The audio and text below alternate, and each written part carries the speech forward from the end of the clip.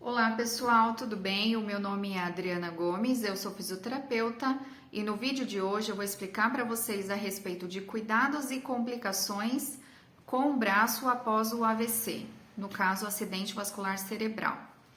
Quando se ocorre o evento do AVC, existe inicialmente uma fase chamada de flácida, em que os músculos não respondem muito bem, a sensibilidade também é alterada, muitas pessoas perdem completamente a movimentação daquele membro e às vezes perdem até mesmo completamente a sensibilidade. Com o passar do tempo, essa fase ela vai migrando da fase flácida para uma fase mais crônica e mais hipertônica, ou seja, o músculo ele já tem mais tônus, porém esse tônus ele não retorna ao tônus natural da musculatura prévio à lesão, é um tônus aumentado e isso gera algumas complicações, algumas limitações em longo prazo se a gente não se atentar a certas questões. E é isso que eu quero passar aqui para vocês.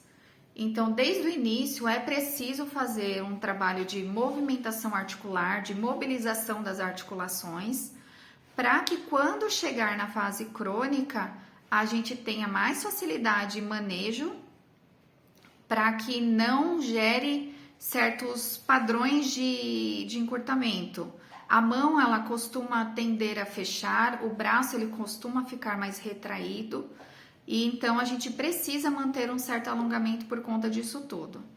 Com relação à região da mão, nós temos que ter um cuidado de verificar se há necessidade de prescrever uma órtese de punho e dedos, que é uma órtese rígida, em que se fixa o braço com o antebraço, na verdade, com uma tala e velcros por cima.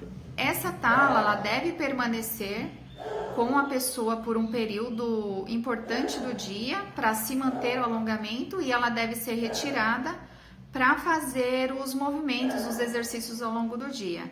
Caso a pessoa não esteja fazendo o movimento, não esteja fazendo os exercícios ao longo do dia, é importante explicar a necessidade do uso da órtese. Nesses pacientes que têm esse padrão de hipertonia que eu expliquei antes. Então, quem não tem essa possibilidade inicialmente de adquirir essa órtese, pode fazer uma bolinha com meia mesmo, para que coloque na região da palma da mão, e essa bolinha ela vai fazer com que os dedos, na hora que entram nesse padrão de rigidez, com que os dedos não se fechem completamente ao ponto de tocar a região da palma da mão.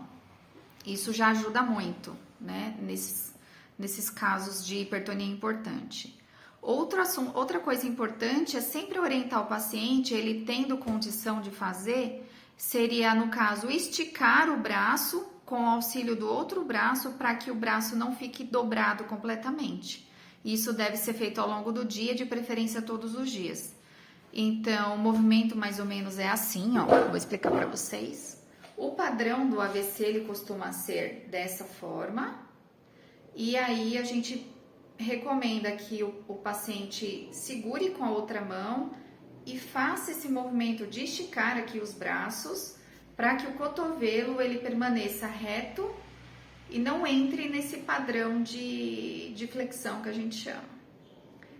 Procure alongar por 30 segundos mais ou menos e depois pode voltar à posição inicial. Isso deve ser feito algumas vezes ao longo do dia, algumas repetições, se possível no caso. Outro cuidado, outra preocupação nossa após o AVC é que a situação muscular, ela favorece a luxação do ombro, então é importante sempre tocar a região do ombro e notar se existe gap, um buraco aqui na região da articulação do ombro, porque tende a ação da gravidade tracionar o ombro em direção ao solo. E essa tração, ela puxa aqui, né, o braço e a tendência é soltar, decoaptar ali da região de encaixe no ombro. E nessa condição se evolui para uma luxação, é um cuidado médico, é necessário intervir para reduzir essa luxação e evitar maiores complicações e preservar a mobilidade do ombro também. Nesses casos, existe uma órtese, geralmente de neoprene, que é prescrito para o paciente, ela abraça aqui essa região do peito e é colocado como se fosse uma meia camisa aqui. E essa órtese, ela dá uma segurada na região aí do braço, para que o peso não tracione tanto essa região, até que a gente consiga fazer um trabalho bem completo para a musculatura do manguito rotador, da articulação do ombro e evite essa complicação. No caso, precisamos entender também que existem movimentos em cada uma dessas articulações que devem ser feitos com frequência para a lubrificação articular. Então, eu vou explicar para vocês aqui mais ou menos quais são os movimentos que são exigidos, necessários de serem trabalhados para que não ocorra uma limitação no futuro.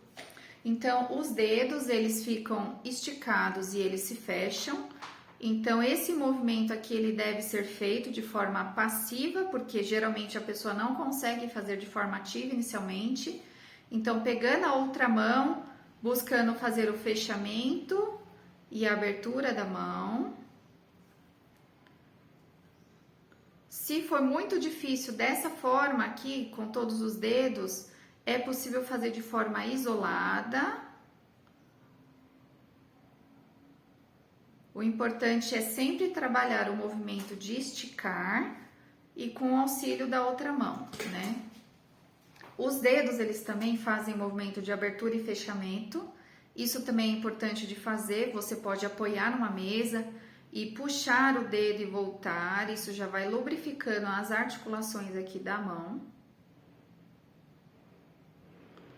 Isso deve ser feito com toda a mão, né? E de forma passiva, ou seja, a outra mão que faz o movimento, fazer a abertura e fechamento da mão. Com relação ao punho, nós temos 4 movimentos básicos. Então, o punho, ele se dobra, ele estica, vai até a região de trás aqui, e ele faz esses desvios aqui para a lateral, que é o desvio radial e o desvio ulnar. Então, é importante trabalhar todas as movimentações para que a gente não fique com nenhum tipo de limitação. Então, passivamente pode ser levado o braço, a mão no caso, em direção ao dedinho, algumas vezes. E da mesma forma, levar em direção ao outro lado. Então, o movimento aqui, ó. Ele deve ser feito dessa forma. Eu tô fazendo aqui no ar, mas é muito melhor fazer aqui na mesa, tá? Só tô explicando mais ou menos para vocês como é que funciona. E o movimento para frente e para trás, então, seria levar a mão para baixo e fazer a mão dobrar, né? Partindo da movimentação do punho, né? Ó, o punho, ele vai para trás e leva a mão para frente, tá? Essas movimentações são as movimentações básicas de dedos e punho, né? A região do antebraço, ela tem esse grau de movimento, né? Então, assim, nós temos o movimento de palma da mão para baixo e palma da mão para cima. Ele é melhor visto com o braço dobrado. É que eu tô sentada aqui, não dá pra ver muito bem, mas seria, no caso, isso, né? Então, o cotovelo, ele tá fixo e a mão, ela gira para um lado e para o outro. É importante fazer o giro para baixo e o giro para cima. Diversas vezes também. É muito comum se perder essa movimentação, principalmente essa movimentação aqui da palma da mão para cima, com o passar do tempo, né, após o AVC. O cotovelo, ele tem 2 graus aqui de movimentação, então é importante fazer esse exercício de esticar o braço e dobrar o braço. Algumas vezes. Com relação ao braço, ao ombro, nós temos o movimento de levar o braço para cima, que é extremamente importante. costuma se perder muito dessa amplitude aqui final. Nós chegamos a 180 graus. Temos o movimento para trás. Todos eles têm que ser trabalhados de forma passiva, ou seja, o outro braço ele leva a mão para cima.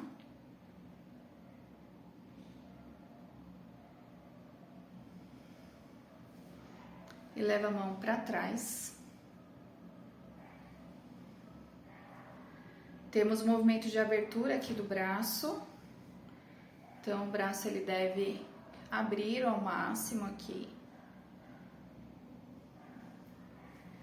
Isso levando passivamente, né? Tô só explicando que movimento que deve ser feito. Esse movimento aqui tem que ter bastante cuidado por conta da questão do ombro. Se houver suspeita de luxação, é importante tomar cuidado ou até mesmo evitar essa movimentação, procurar um profissional para verificar isso. Temos o movimento aqui para dentro, que no caso a gente chama de adução. Então, a gente faz esse movimento aqui para dentro também. E temos as rotações. Então, a gente mantém o cotovelo aqui em 90 graus e rodamos aqui.